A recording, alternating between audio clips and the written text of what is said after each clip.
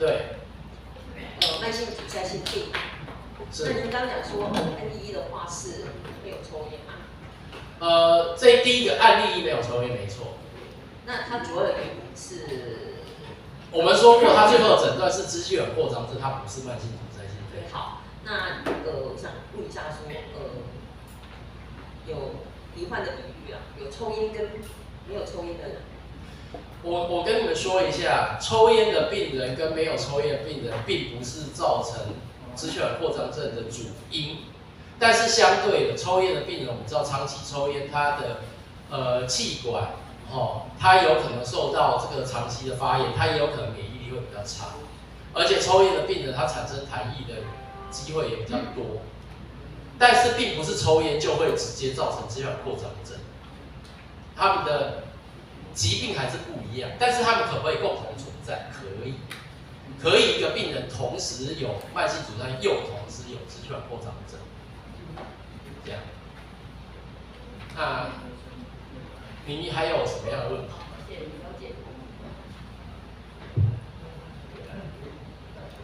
主任你好哈，两个问题请教一下。是。第一个问题哈，那个还是那个病例一那个误诊这个问题哈，那能请教一下那个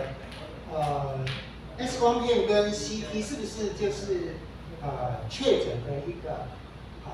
主要的条件？那会影响到误诊，是因为机器的问题，或者是判读的问题？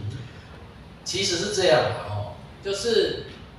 症状面其实急性恶化的时候很像，慢性阻塞性肺病、气喘、支气管扩张症在急性恶化的时候非常的像，尤其是我们听诊如果可能会听到喘鸣，会叫那种那种支气管痉挛的表现，其实是非常像的，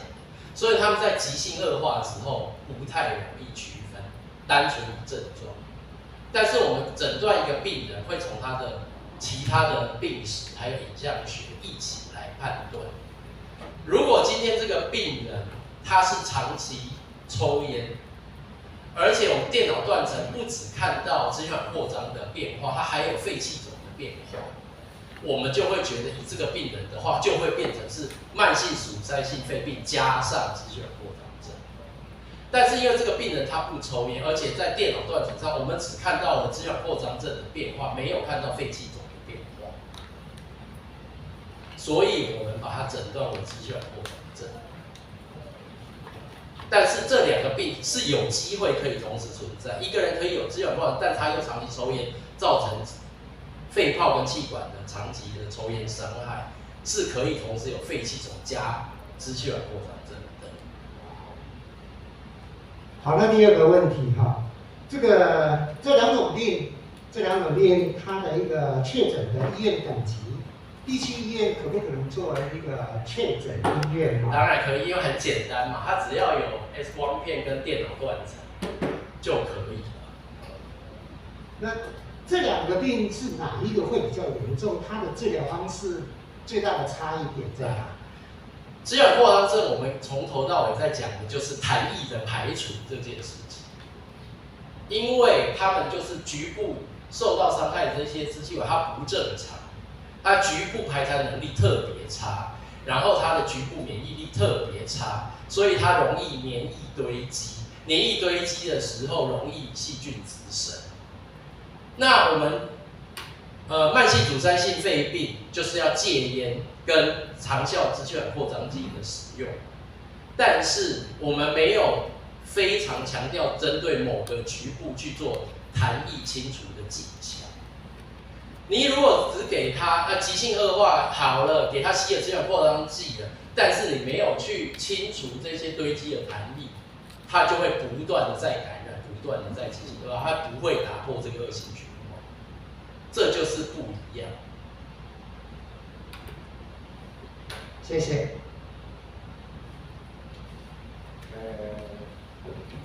请教两个问题。第一个问题就是那个刚刚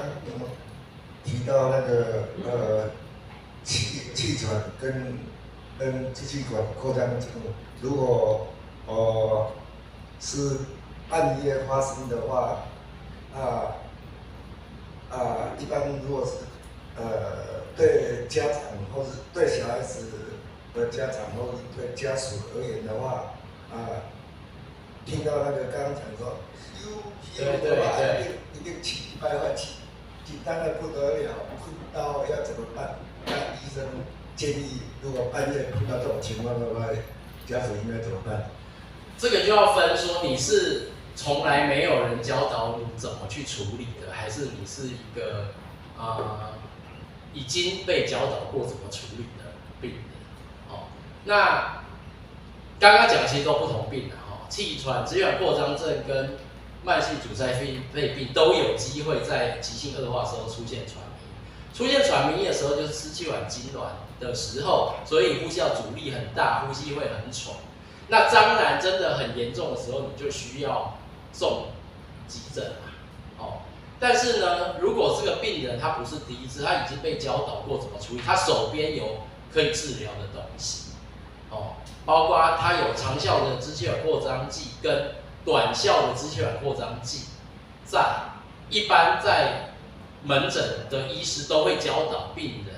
我们每天固定就是要使用长效支气管扩张剂去维持一个基础的肺功能。当你急性恶化的时候，或者是临时支气管痉挛的时候，你可以用短效的支气管扩张剂去赶快疏解这样的支气管痉挛。但是有些人真的吸了短效的，他就可以缓解他的症状。但是如果你在一天当中，你可能反复一直需要用到短效支气管扩张剂，不断的去要抑制这支气管痉挛，通常代表你的这个急性恶化和发炎反应是厉害的，那你靠自己要去缓解就不够了，你就要来就医。但是如果你这个吸个2口这个短效支气管扩张剂你就缓解，而且没有一直反复发作，那可能也就过关。但是当然，如果病人合并我们刚刚讲的急性恶化的支气管扩张症、急性恶化，发烧了，痰液变黄、变多、变黏，颜色变深，精神倦怠，变喘了，这个大概就还是要救，可能靠平常教导用个短效支气管扩张剂还不够。好，那不过患者常常会出现一个比较不好的概念，就是因为短效支气管扩张剂吸了以后，有些人感觉很有感，很快就会发挥支气管舒张的效果，所以他们很依赖这个短效支气管扩张剂，而忽略了长期使用长效支气管扩张剂的功能。他不知道长效的支气管扩张剂除了可以维持一个比较好的肺功能之外，它也会去减少不管是气喘或慢性阻塞性肺病的急性恶化的机会，所以应该是每天都要吸长效型支气管扩张剂，遇到偶尔喘起来可以用短效的做辅助，但是太严重太频繁还是要就医，这个才是一个正确的观念。只是因为长效支气管扩张剂吸了，病人可能不会立刻有感，所以他会觉得那我就平常不用吸，我只喘了，我赶快吸一下短效。但是其实这是错误的控制方式，因为这样的病人他急性发作还有肺功能不稳定的机会是比较高。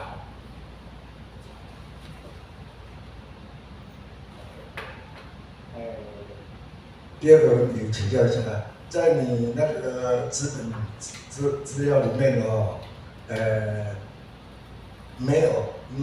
完全没有提到流感这2个字，但是有提到建议施打那个流感疫苗。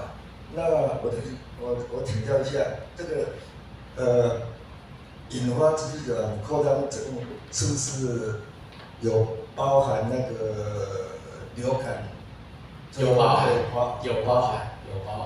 我们看到这个支气管扩张症的起始的这个起因，很常见的是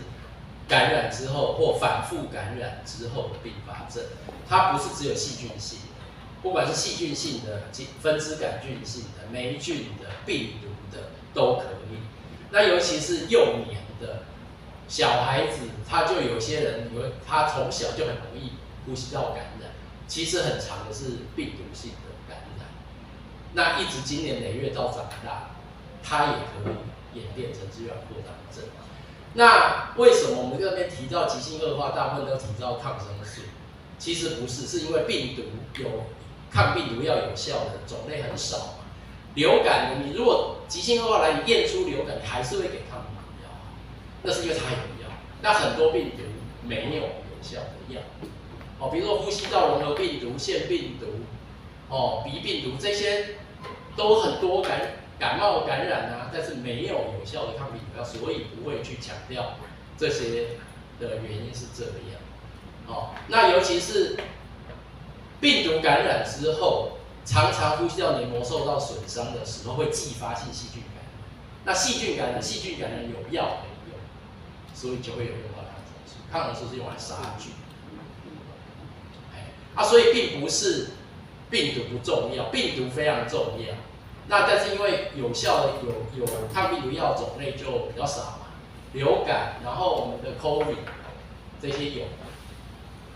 但是很多都没有药。所以呢，那打疫苗就是可以减少病毒感染的机会，那也减少因为病毒感染又继发细菌感染的机会。所以我们还是希望病人要接种这些有疫苗的要接种。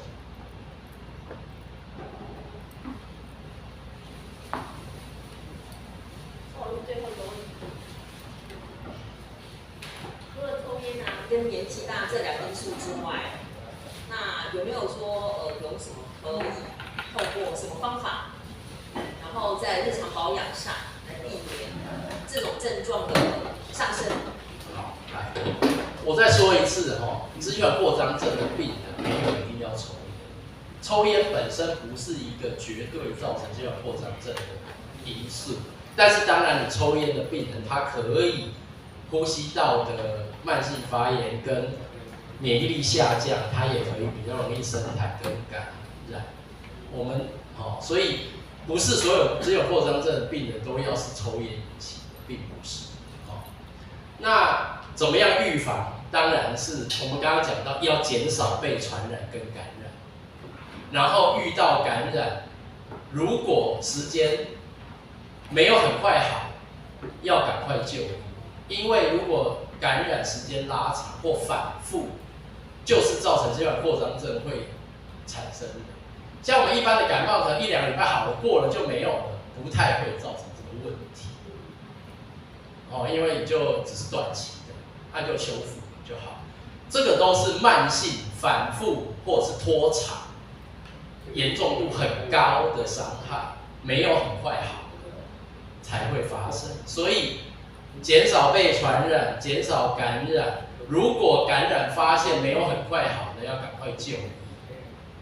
然后有痰要咳干净，不要因为一些社交的问题或怎样不敢咳嗽，去忍耐，要学会咳痰。然后呢，我们要查出这些共病症嘛，有些人是一直呛到，你让他一直呛到，他当然就一直发炎破坏。所以就是